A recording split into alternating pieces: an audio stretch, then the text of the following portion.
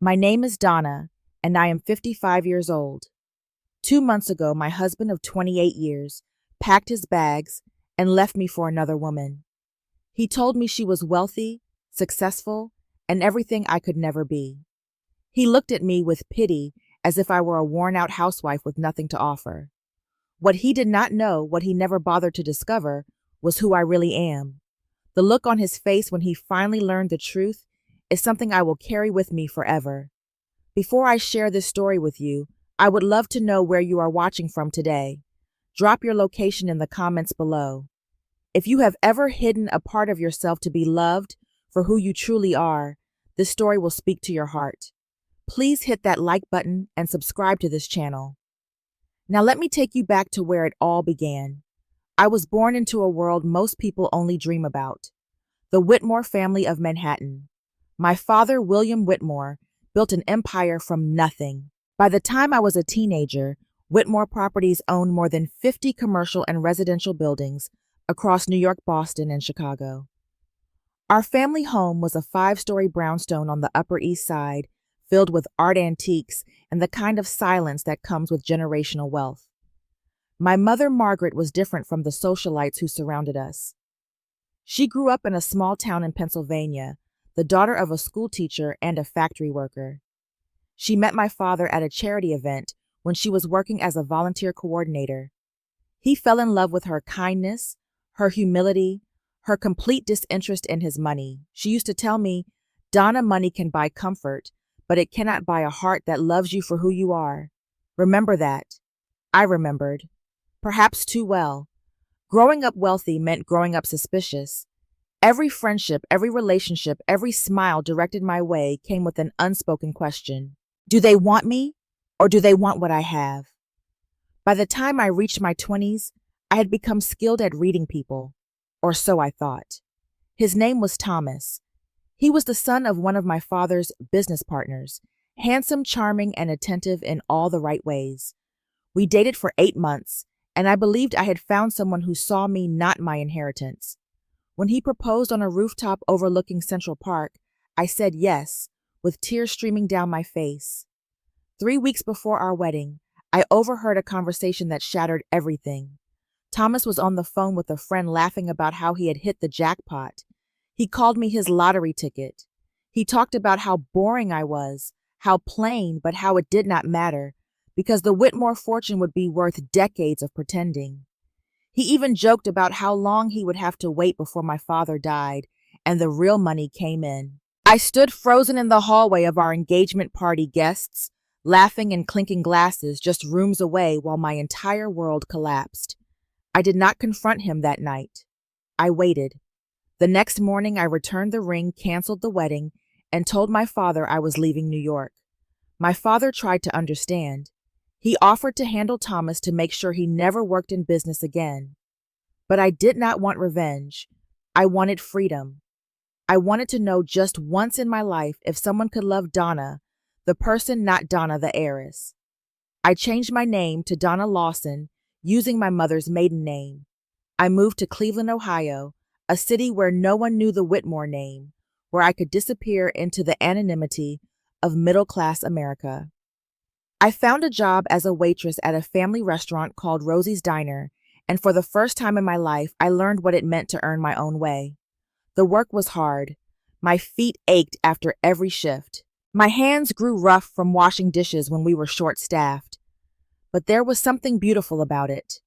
The regulars who knew my name, the owner, Rosie, who treated me like a daughter, the simplicity of a life measured in tips and kind words rather than stock portfolios and inheritance clauses.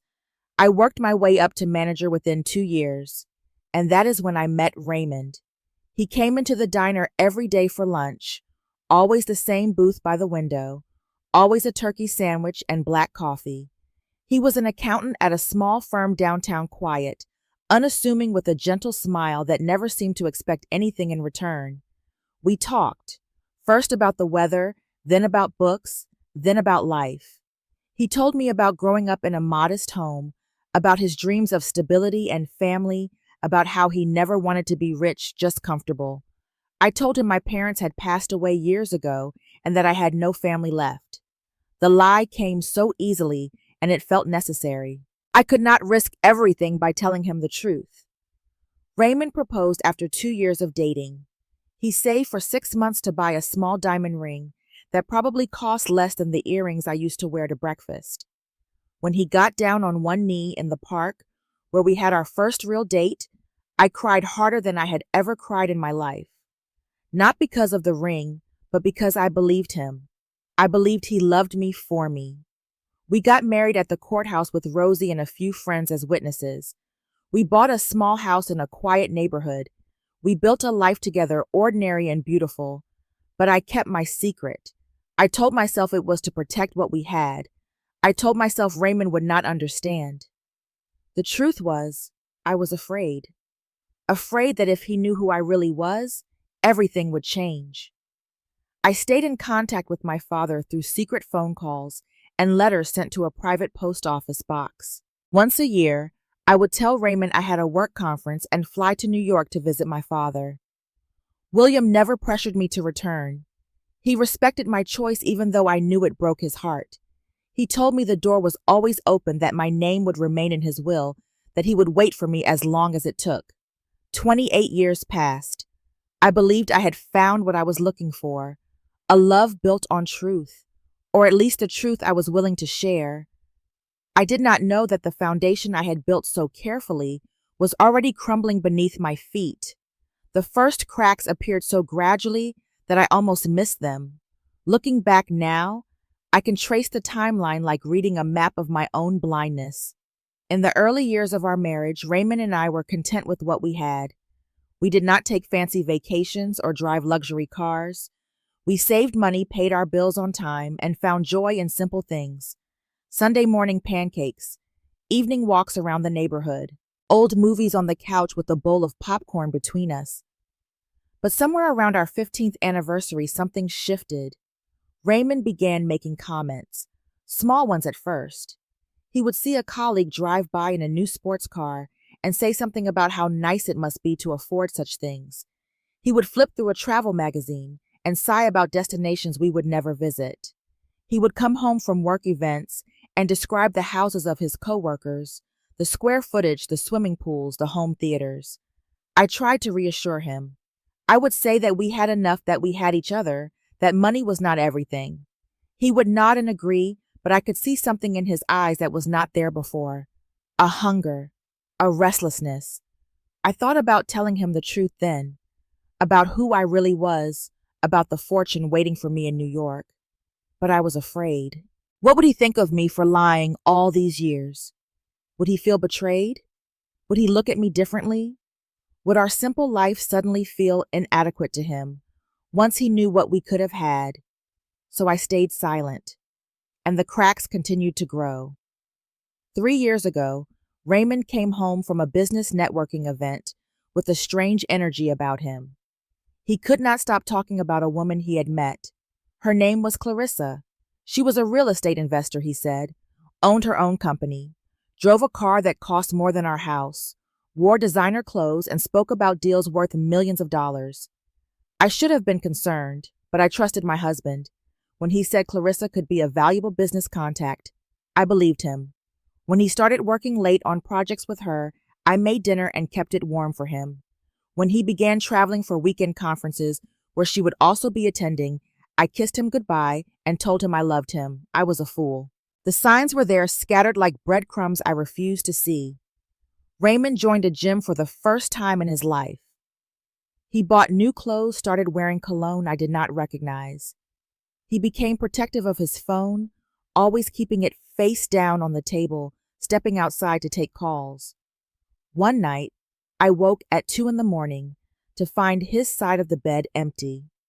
I walked downstairs and found him in the kitchen, the glow of his phone illuminating his face in the darkness. He was smiling at something on the screen, a smile I had not seen him give me in years. When he noticed me standing there, he jumped and fumbled with the phone. Just work emails, he said. Could not sleep. I nodded and went back to bed. But I lay awake until dawn, staring at the ceiling, feeling the distance between us growing wider with every passing hour. I told myself I was imagining things. 28 years of marriage entitled me to some trust, did it not that Raymond was not the type to cheat. He was reliable, predictable, safe. That was why I had chosen him in the first place. But my mother's words echoed in my mind, something she told me when I was young. She said, "Donna, women always know. We feel it in our bones before our minds are ready to accept it. Do not ignore what your heart is trying to tell you." My heart was telling me something was terribly wrong. I just was not ready to listen. The truth revealed itself on a Tuesday afternoon in September. Raymond was at work, or so he had said. I was cleaning the house, something I did when my mind needed occupation. I found myself in his small home office dusting the bookshelves when I noticed his desk drawer was slightly open. Normally, I would have pushed it closed and moved on. We respected each other's privacy, but something made me pause. Call it intuition. Call it the accumulation of months of small doubts, finally demanding answers. I opened the drawer. The first thing I found was a hotel receipt. The Grand Marquis, a 5-star hotel downtown. The bill was for a weekend stay in their premium suite. Champagne, room service, spa treatments for 2. The dates matched a weekend Raymond had told me he was visiting his cousin in Detroit. My hands began to shake. I kept searching. Behind some folders, I found a small velvet box. Inside was a diamond bracelet, delicate and expensive. There was a card tucked beneath it. The handwriting was feminine, looping. It said, to Raymond for making me feel alive again. Always, C.C. Clarissa. I sat down on the floor of the office, the bracelet in one hand and the receipt in the other. The room spun around me. 28 years. 28 years of waking up beside this man, cooking his meals, washing his clothes, believing in the life we had built together. All of it was a lie. That evening, I did not confront him immediately. I needed more time. I needed to understand the full scope of what I was dealing with. Part of me, the part that had survived Thomas and the betrayal of my youth, knew that knowledge was power. I could not afford to act on emotion alone. Over the next week, I gathered more evidence. I checked credit card statements and found charges at restaurants we never visited, jewelry stores I did not know existed, even a weekend trip to Miami that Raymond had described as a work conference. I found photos on an old phone he had left in a drawer, pictures of him and Clarissa on a yacht, his arm around her waist, both of them laughing at some private joke. Each discovery was a knife to the chest, but I did not cry. I had cried enough when Thomas betrayed me all those years ago. This time I felt something different. A cold clarity. A determination.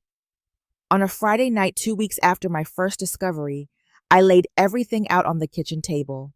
The receipts, the photos, the bracelet. I sat in the chair facing the front door and waited for Raymond to come home. He walked in at 8 o'clock, loosening his tie, already preparing whatever excuse he had ready for being late. He stopped when he saw the table. The color drained from his face. "Sit down, Raymond," I said. My voice was calm, steadier than I expected. He sat. I pointed to the evidence. I asked him one question. "What is this?" He did not try to deny it. Perhaps he knew there was no point. He took a deep breath and said, "I was going to tell you. Tell me what I asked." He looked at me then, and I saw something in his eyes I had never seen before. Pity. He pitied me. "Clarissa and I are in love," he said. "We have been together for 2 years. I want a divorce." The words hung in the air between us. 2 years. While I was keeping his dinner warm, he was building a life with someone else. I asked him why. He shrugged as if the answer were obvious. "She understands me," he said. "She makes me feel successful. She has resources, connections, a lifestyle I have always wanted but never had. You are a good woman, Donna, but you cannot give me what she can. You do not have anything to offer." I let that sink in. You do not have anything to offer. After 28 years of partnership, of sacrifice, of choosing him over the fortune I had left behind, that was his conclusion. I was not enough. He continued talking, justifying himself. Clarissa owns a real estate company. She has investments all over the country. With her, I can finally live the life I deserve. I am sorry, Donna. I am sorry you could not be more. I should have been destroyed. Part of me was. But there was another part, the part that remembered who I really was, that felt something else entirely. I looked at my husband, this man who thought he had found his ticket to wealth, and I almost laughed. He had no idea. He had lived with me for nearly 3 decades and had no idea who he was leaving behind. If that is what you want, I said, then go. He seemed surprised by my calm. He had expected tears, begging perhaps hysteria. Instead, I stood up, walked to the living room, and sat down on the couch. I will have my lawyer contact you, I said. You can take whatever you want from the house. I do not need any of it. He stared at me for a long moment, confusion flickering across his face. Then he nodded, grabbed his keys, and walked out the door. The house was silent after he left. I sat in the darkness, listening to the clock tick on the wall, feeling the weight of 28 years settling into dust around me. I did not cry that night either. Instead, I thought about my father, about the life I had left behind, about the woman I had buried so deep that even my own husband did not know she existed. Raymond thought he was leaving a simple restaurant manager for a wealthy real estate investor. He did not know that the woman he had just walked out on was the sole heir to a $300 million empire. The phone call came 2 weeks after Raymond left. I was sitting at the kitchen table staring at divorce papers my lawyer had prepared when my private phone rang, the one only my father had the number for. I answered, expecting to hear his voice. Instead, it was Henry Caldwell, my father's attorney for the past 40 years. Miss Whitmore, he said, using the name I had not heard spoken aloud in decades. I am so sorry to inform you that your father passed away yesterday evening. It was a heart attack. He went peacefully in his sleep. I dropped the phone. When I picked it up again, my hands were shaking in a way they had not shaken even when I discovered Raymond's betrayal. Henry was still talking, explaining arrangements, asking about my travel plans. I will be on the next flight, I said. I hung up and sat in silence for a long time. My father was gone. The man who had built an empire, who had loved my mother with his whole heart, who had respected my choice to leave even though it caused him endless pain. The man who had kept my name in his will for 32 years, waiting for me to come home. And I had not been there. I had been hiding in Ohio, protecting a marriage built on secrets, while my father died alone in the city I had abandoned. The grief hit me then harder than anything I had felt about Raymond. I cried for hours, deep racking sobs that shook my entire body. I cried for my father, for the years I had lost, for the daughter I could have been, but chose not to be. The next morning I flew to New York. Patricia picked me up at the airport. She was my best friend from college, the only person in my life in Ohio who knew the truth about who I was. She had kept my secret for 32 years without ever judging me. Now she held me as I cried in the back of a taxi, heading toward Manhattan. The funeral was small and private, just family and close associates. I saw faces I had not seen in decades. My cousin Eleanor, who now worked as an executive in the company. Marcus, the chief operating officer my father had trusted to run day-to-day operations. Board members and lawyers, and the quiet machinery of wealth that had continued turning in my absence. They all knew who I was. They all welcomed me back with a mixture of sympathy and curiosity. After the funeral, Henry Caldwell sat me down in my father's study, the same room where I had played as a child, where my father had taught me to read financial statements before I was 10 years old. Your father never gave up on you, Henry said. He updated his will every year, always with your name as the primary beneficiary. He used to say, "She will come back when she is ready. I just need to be patient." He handed me the documents. I read them with trembling hands. I was the sole heir to Whitmore Properties, 52 commercial and residential buildings across 3 major cities, shares in 3 major investment funds, the family brownstone on the Upper East Side, a penthouse apartment overlooking Central Park, Art Antiques liquid assets, The total value of the estate was just over $300 million. I sat back in the leather chair that still smelled like my father's cologne and let the reality wash over me. For 32 years, I had lived as a middle-class woman in Ohio. I had worked as a restaurant manager, driven used cars, clipped coupons, worried about bills. I had done all of this to find real love, to be valued for who I was rather than what I had. And in the end, I had been left by a man who thought I was worthless. The irony was almost unbearable. Patricia sat with me that night in the penthouse, looking out at the city lights. She asked me what I was going to do. I thought about it for a long time before answering. I spent 32 years hiding, I said. Hiding from gold diggers, hiding from judgment, hiding from my own identity. And what did it get me? A husband who left me because he thought I was poor. A marriage built on the very deception I was trying to avoid. I turned to face her. I am done hiding, I said. I am going to take my father's place. I am going to run this company, and I am going to live as the person I actually am. Patricia smiled. And Raymond? I shrugged. He will find out eventually. Everyone will. 3 months later, I stood on a stage in the grand ballroom of the Pierre Hotel. Over 400 people filled the room. Investors, developers, journalists, the elite of New York's business community. They had all come to meet the mysterious heir of Whitmore Properties, the daughter who had disappeared 32 years ago and had now returned to claim her inheritance. I wore a gown my mother would have loved, elegant and understated. My hair was styled in a way it had not been since my debutante days. And when I stepped up to the microphone, I felt a confidence I had not experienced in decades. I introduced myself. I spoke about my father's legacy, about my vision for the company's future, about the charitable foundation I was establishing in my mother's name to support women and children in need. The applause was thunderous, but I was not paying attention to the crowd. My eyes were fixed on two figures standing near the bar at the back of the room, Raymond and Clarissa. They had come, of course. This was the biggest business event of the season, and Clarissa fancied herself a real estate mogul. She would never miss the opportunity to network with real power players. But now they were frozen in place, their faces pale, their drinks forgotten in their hands. Raymond was staring at me as if he had seen a ghost, and perhaps in a way he had. After my speech, the crowd surged forward to introduce themselves, to shake my hand, to offer condolences and congratulations in the same breath. I moved through them gracefully, accepting business cards and promising follow-up meetings, playing the role of heiress as naturally as if I had never left. But I was watching, waiting.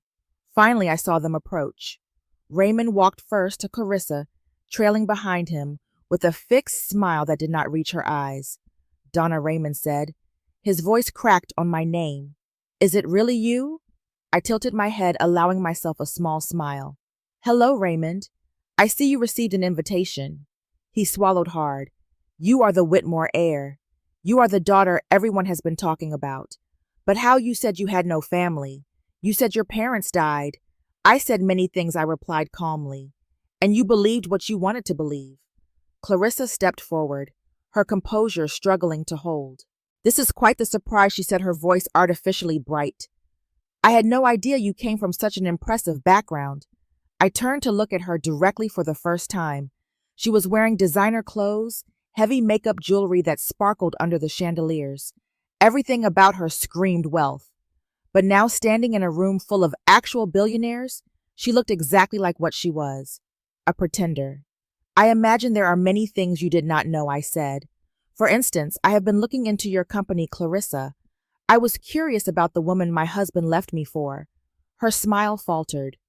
What do you mean? I mean that real estate investment is a small world, I continued. People talk. And what they have told me about your business practices is quite interesting. Raymond looked between us, confusion and fear mixing on his face. Donna, what is this about? I kept my eyes on Clarissa.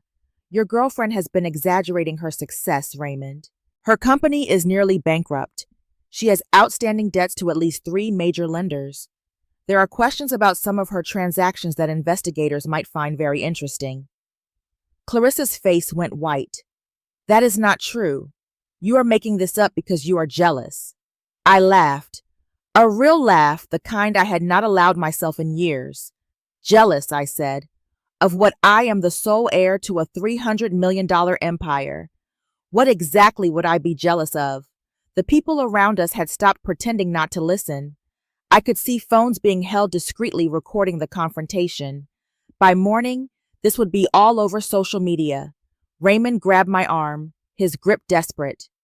Donna, please. I did not know. If I had known who you really were, I never would have left. I looked down at his hand on my arm, then back up at his face. That I said quietly is exactly why I never told you. I pulled my arm free. You left me because you thought I had nothing to offer, because you wanted wealth and status and everything you believed I could not give you. And now you discover that I could have given you all of that and more. And suddenly you are sorry, Donna, please. I stepped back. No, Raymond, you made your choice. You chose her, and now you have to live with that choice. I turned to Clarissa, who looked like she wanted the floor to swallow her whole. I wish you both all the happiness you deserve, I said, and I meant every word of it. Then I walked away. I did not look back. I found Henry near the stage watching the scene with barely concealed amusement. Well handled, Miss Whitmore, he said. Thank you, Henry, I replied. Now, shall we discuss the foundation launch? I believe we have actual work to do. We spent the rest of the evening talking about charity initiatives and investment strategies, leaving Raymond and Clarissa to navigate the whispers and pointed looks that followed them around the room. I learned later that they left early. Clarissa had been crying. I did not feel triumphant. I did not feel vindicated. I felt free. The months that followed were a whirlwind of activity. News about Clarissa's financial troubles spread quickly through the business community. Investors began pulling out of her projects. Lenders called in debts she could not pay. By spring, her company had collapsed entirely, and there were rumors of an investigation into some of her more questionable transactions. Raymond, tied to her both personally and now financially, found himself caught in the wreckage. His reputation suffered by association. The accounting firm where he had worked for decades asked him to resign quietly to avoid scandal. Last I heard, he was working at a small tax preparation office in a strip mall outside of town. A month after the gala, Raymond sent me an email. Long and rambling, it was filled with apologies and justifications, and ultimately a request. Could I help him? Could I give him a job? Lend him money? Help him get back on his feet? I read the email 3 times. Then I thought about 28 years of marriage, the dinners I had cooked, the laundry I had done, the nights I had spent alone while he was with another woman, the way he had looked at me with pity and said I had nothing to offer. I wrote back a brief response. I wished him well. I told him I hoped he found peace. And I made it clear that our connection was permanently severed. Some doors once closed should never be reopened. I threw myself into my new life. Running Whitmore Properties was challenging in ways I had not anticipated. 32 years away from the business world had left gaps in my knowledge. But I learned quickly. Marcus became an invaluable partner, guiding me through the complexities of commercial real estate. Eleanor, my cousin, helped me navigate the personal politics of family wealth. And Henry remained a steady presence, a link to my father that I treasured more than I could express. The Margaret Whitmore Foundation launched 6 months after my return. Named for my mother, it provided resources for single mothers, domestic violence survivors, and children from disadvantaged backgrounds. We funded scholarships, built shelters, created job training programs. The work filled something in me that had been empty for a long time. Patricia moved to New York and opened a branch of her interior design company. We had lunch together every week, just as we had when we were young. She was the one who convinced me to start dating again. I am too old for dating, I protested. She laughed. You are 55, not dead. Besides, when was the last time you did anything just for yourself? I could not argue with that. Arthur came into my life unexpectedly. He owned a small art gallery in Chelsea specializing in emerging artists. We met at a charity auction where I was bidding on a painting for my mother's foundation. He did not know who I was. He just saw a woman who lingered too long in front of an abstract piece and wanted to know what she saw in it. We talked for an hour that night, then coffee the next week, then dinner, then walks through the city, visits to galleries and museums, long conversations about art and loss and the meaning we try to create in our lives.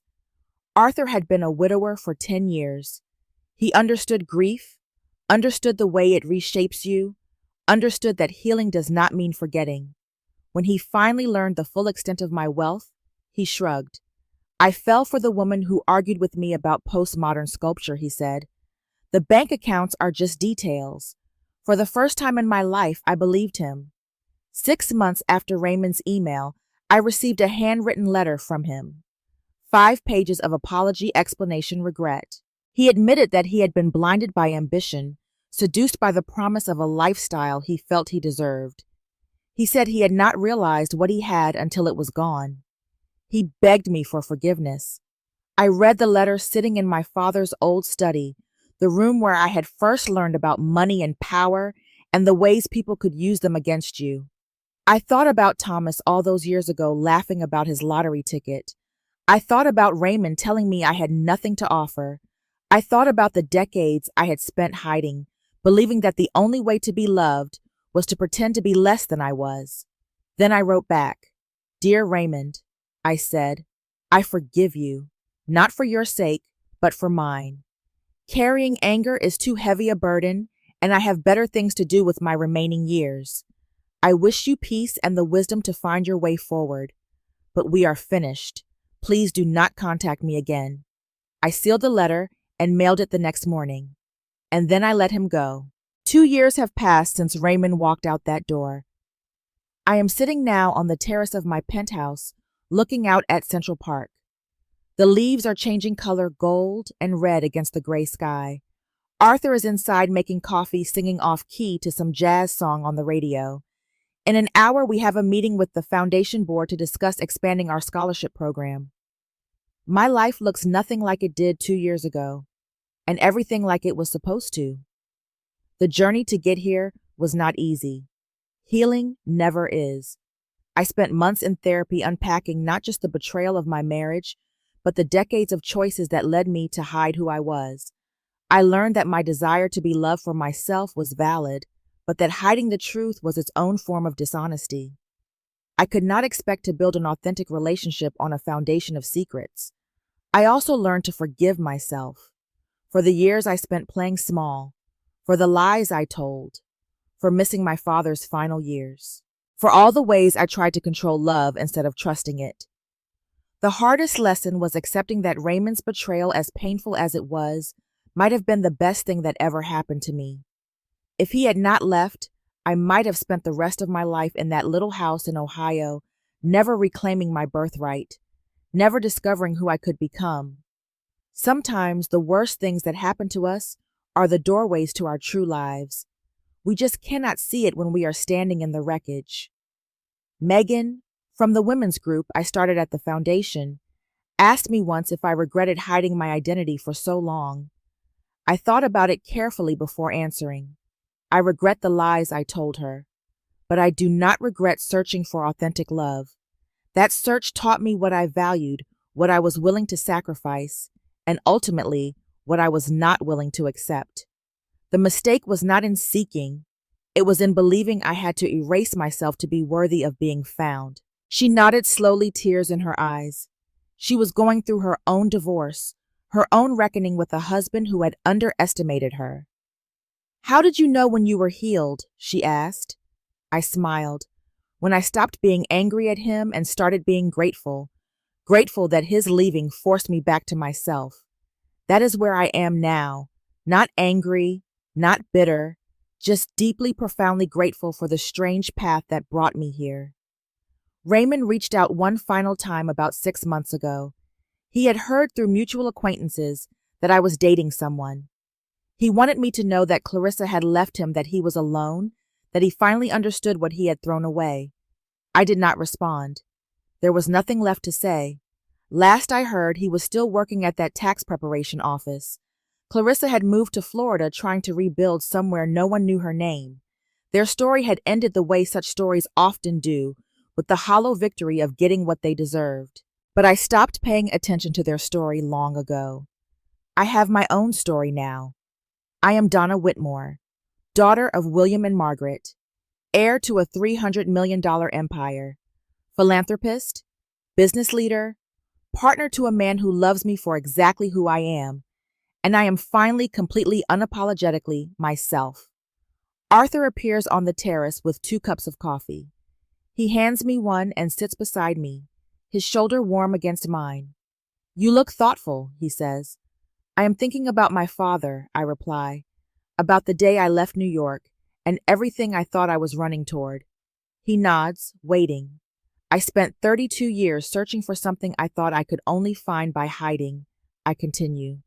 "And in the end, the hiding almost cost me everything, including the chance to say goodbye to him." Arthur takes my hand.